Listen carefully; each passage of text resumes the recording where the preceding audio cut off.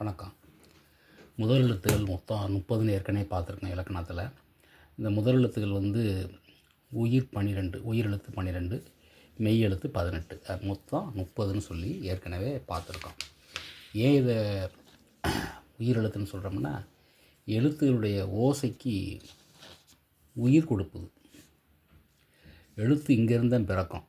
உயிரிலிருந்தும் மெய்யிலிருந்து தான் எழுத்து பிறக்கும். இதிலிருந்து பிறக்கிறதுனால இது உயிர் எழுத்துக்கள்னு சொல்கிறோம். 12 மெய் எழுத்துக்கள் 18, மொத்தம் 30 எழுத்துக்கள் உயிர்மெய் எழுத்துன்னு சொல்கிறோம். சேர்ந்து சொல்கிறோம். முதல் எழுத்தை சார்ந்து வருவது சார்பெழுத்துக்கள். இந்த முதல் எழுத்துக்களை மற்ற எழுத்துக்கள்லாம் சார்ந்து வரும். என்ன எழுத்து? 216 எழுத்துக்களுமே சார்ந்து வரும். அந்த 216 எழுத்துக்கள் சார்ந்து வரும் பொழுது அதை தான் சார்பெழுத்துக்கள்னு சொல்கிறோம். இதை சார்ந்து தான் வரும். அந்த சார்பெழுத்தினுடைய வகைகள் மொத்தம் 10ன்னு சொல்லியிருக்கோம்.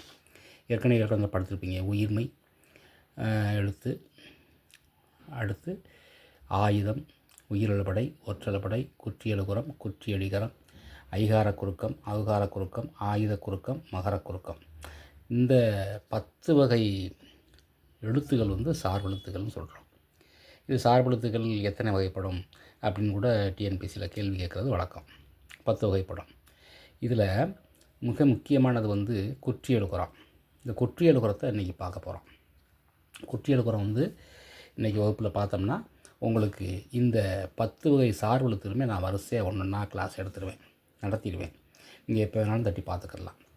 இப்போ இந்த குற்றியலுகரத்தை பிரித்து பார்க்கும்போது குறுமை, இயல், உகரம். குறுமை கூட்டல் இயல் கூட்டல் உகரம் குற்றியலுகரம். என்ன குறுமை? ஓசை குறைந்து ஒலிப்பது குறுமை எனப்படும். குறுமைன்னா இங்கே பாருங்கள், குற்றியலுகரம். இந்த குறுக்கம் குறுக்கம் குறுக்கம் குறுக்கம் பாருங்கள். ஐகார குறுக்கம், அவுகார குறுக்கம், ஆயுத குறுக்கம், மகர குறுக்கம். இது எல்லாமே குறுக்கம்னாவே குறுகிய ஓசையுடையது அப்படின்னு நம்ம பொருள் புரிஞ்சுக்கிறணும். அடுத்து இந்த குற்றியலுகரத்தில் பாருங்கள், பசு, பகு, பசு, விடு, இது, தபு. நல்லா சொல்லி பார்க்கணும். அதை சொல்லி பார்த்தா தான் உங்களுக்கு சரியாக தெரியும். பகு, பசு, விடு, இது, தபு, அரு. இதை நல்லா சொல்லி பார்க்கணும். அடுத்தாப்பில் 2வது பாருங்கள், அதவே நெடியில் மாற்றிருக்கேன். பாகு, பஞ்சு, வீடு, காது, தாம்பு, ஆறு. இது எல்லாமே ஒரு எழுத்து சேருது, கூட ஒரு எழுத்து சேருது. ஓசையும் சேருது, ஓசை மாறுது. ஓசை மாறி வரும்போது 2லையும் உள்ள எழுத்துக்கள் கடைசி இறுதி எழுத்து ஒன்று தான். பசு, பாகு, பசு, பஞ்சு, விடு, வீடு, இது, காது, தபு, தாம்பு, அரு, ஆறு. இந்த இறுதி எழுத்து 2 எழுத்துமே ஒரே எழுத்து தான். ஆனால் நீங்கள் உச்சரிக்கும் பொழுது இங்கே பகு அப்படின்னு உச்சரிப்பீங்க. ஆனால் இங்கே பாகு அப்படி உச்சரிக்க மாட்டீங்க. பாகு அப்படி தான் உச்சரிப்பீங்க. இங்கே பசு அப்படின்னு உச்சரிப்பீங்க. இங்கே பஞ்சு, பஞ்சு, பஞ்சு அப்படின்னு உச்சரிக்க மாட்டீங்க. சொல்லி பார்க்கணும்.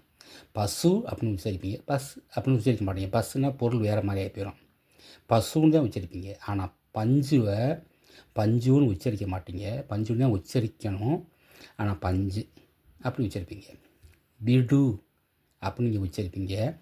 இங்கே வீடு அப்படின்னு உச்சரிக்காமல் வீடு அப்படின்னு உச்சரிப்பீங்க.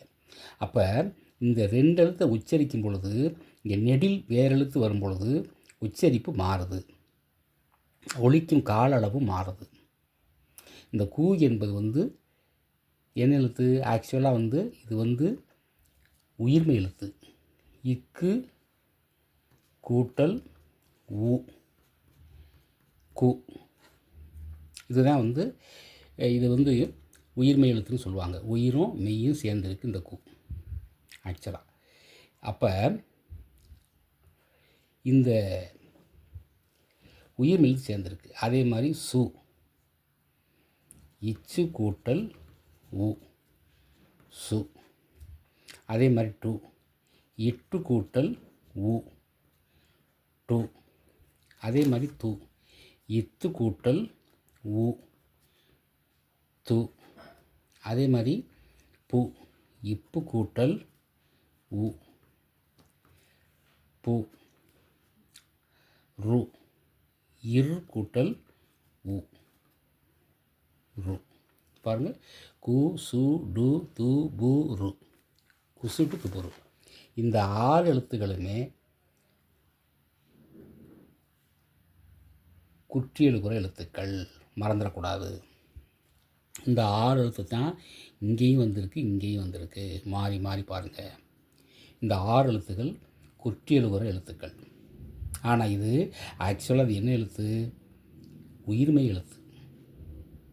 இந்த 6 எழுத்தும் இங்கே வரும் பொழுது அதனுடைய ஓசை முழுமையாக ஒலிக்குது. பகு, ஊ, உகரம். இந்த ஊ என்பது உகரம். பசு, ஊ என்பது உகரம். பசு. விடு, ஊ என்பது உகரம். இது, ஊ என்பது உகரம். இந்த மாதிரி தபு, ஊ என்பது உகரம். அரு, ஊ என்பது உகரம். இந்த உகரம் இங்கே முழுமையாக ஒலிக்குது. பகு, பசு, விடு, இது, தபு, அரு முழுமையாக ஒலிக்குது. ஆனால் இங்கே இதனுடைய ஓசை குறையும். நல்லா சொல்லி பாருங்கள். பகு அப்படின்னு சொல்லாமல் இங்கே பாகு, பாகு அப்படின்னு சொல்ல மாட்டீங்க. பஞ்சு அப்படின்னு சொல்ல மாட்டீங்க. வீடு அப்படின்னு சொல்ல மாட்டீங்க. வீடு. காது அப்படின்னு சொல்ல மாட்டீங்க. காது. அப்போ இந்த தூவுக்குள்ள இத்து கூட்டல் உ, உகரம் குறைந்து காது என்று ஒலிப்பதற்கு பதிலாக காது, தாம்பு, வீடு, பஞ்சு. இந்த உகரம் குறைந்து ஒலிப்பது குற்றியல் உகரம். இவ்வளோதாங்க. உகரம் குறைந்து ஒலிக்குது இந்த 6 எழுத்துக்களில். நெடில் வரும் பொழுதும் எழுத்து மாறுபடும் பொழுதும் குறைந்து ஒலிக்குது. இந்த குற்றியலுகுறது மொத்தம் 6 வகைப்படும். நெடில் தொடர் குற்றியலுகுறம், ஆயுத தொடர் குற்றியலுகுறம், உயிர் தொடர் குற்றியலுகுறம், வன்தொடர் குற்றியலுகுறம், மென்தொடர் குற்றியலுகுறம், இடைத்தொடர் குற்றியலுகுறம். இந்த ஒன்றுனே நம்ம அடுத்த வகுப்பில் பார்க்க போகிறோம். இந்த குற்றியலுகத்தை தெரிஞ்சுக்கிட்டிங்கன்னா இலக்கணத்தில் ஓரளவுக்கு ஒரு 10% நீங்கள் முழுமை பெறலாம். குற்றியலுகத்தை பிரிக்கும் பொழுது குறுமை கூட்டல் இயல் கூட்டல் உகரம் அப்படின்னு பிரிக்கணும். இந்த சொற்களை நீங்கள் உச்சரித்து பார்த்தீங்கன்னா இதற்குண்டான ஓசை உகரம் குறைந்து ஒலித்தால் அது குற்றியல் உகரம். குரங்கு அப்படின்னு சொல்லும்போது குரங்கு இங்கே வர்ற கூ முழுமையாக ஒலிக்கும். கூ, இக்கு கூட்டல் ஊ, கூ முழுமையாக ஒலிக்கும். இங்கே வர்ற குரங்குக்கு இந்த கடைசியில் வர்ற கூ முழுமையாக ஒலிக்காது. அப்போ ஒரே எழுத்தை தான் அதற்குடைய ஓசை குறைந்து ஒலிக்குமானால் அது குற்றியல் உகரம். உகரம் குறைந்து ஒலிக்குது. உகரம் குறைந்து ஒலிக்குது. ஓசை குறைந்து இந்த உகரம் இருப்பதனால் அது குற்றியல் உகரம் அப்படின்னு சொல்கிறோம். உகரத்தை தான் உகரம்னு இங்கே பிரித்து சொல்கிறோம். குற்றியல் உகரம். குறுமை கூட்டல் இயல் கூட்டல் உகரம். குரங்கு. வகுப்பு, வகுப்பு, வகுப்பு, வகுப்பு. இந்த பூ, இந்த வகுப்பு அப்படின்னு உச்சரிக்காமல் வகுப்பு. அப்போ இந்த உகரம் குறைந்து ஒலிக்குது. ஆனால் இதே இது முதல்ல வந்துச்சுன்னா புத்தகம். முதல்ல வரும்போது பூ கரெக்டாக உச்சரிப்போம். இப்பு கூட்டல் ஊ, புத்தகம் அப்படின்னு பூனா அந்த உச்சரிப்பை கரெக்டாக இருக்கும். உகரம் கரெக்டாக ஒலிக்கும். இது மாதிரி வகுப்பு முதல்ல வரும்பொழுது சரியாக அதனுடைய உகரத்தை ஓசை குறைவில்லாமல் ஒலிப்போம்.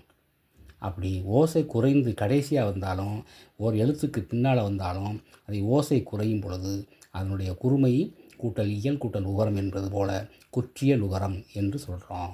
இது 6 வகைப்படும். இந்த 6 வகைப்படத்தை ஒவ்வொரு வகையாக அடுத்த வகுப்பில் பார்க்க போகிறோம்.